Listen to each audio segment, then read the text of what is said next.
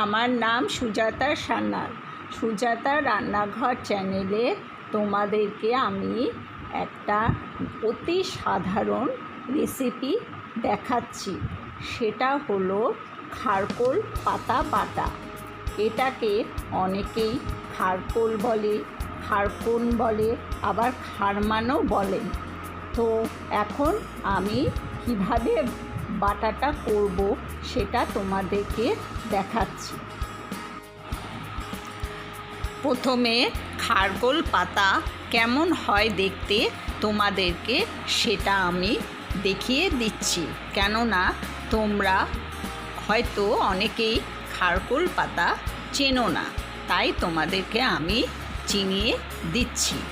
দেখো এরকম হয় খারকোল পাতা।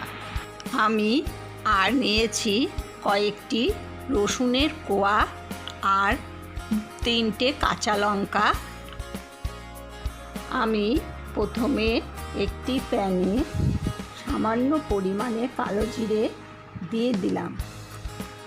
এবার দিয়ে দিচ্ছি 3টে কাঁচা লঙ্কা আর রসুনের কোয়া, একটু ভেজে নেব।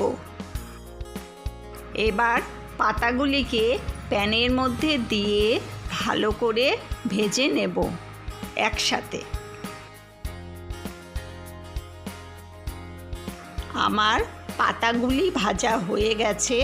আমি এবার শিলপাটায় ভালো করে বেটে নিচ্ছি। আরেকটি কথা তোমাদের বলার ছিল, সেটা হলো তোমরা কিন্তু কালো জিরে খুব সামান্য পরিমাণ দিও, কেননা খারকোল পাতার একটা মিষ্টি গন্ধ আছে।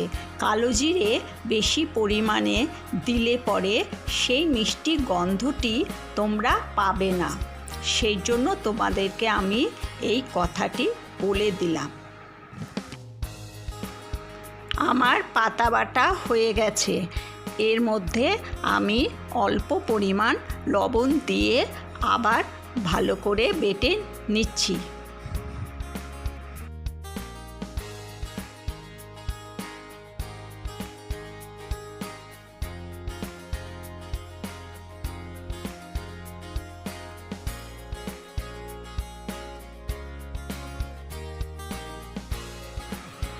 আমার পাতা বাটা হয়ে গেছে।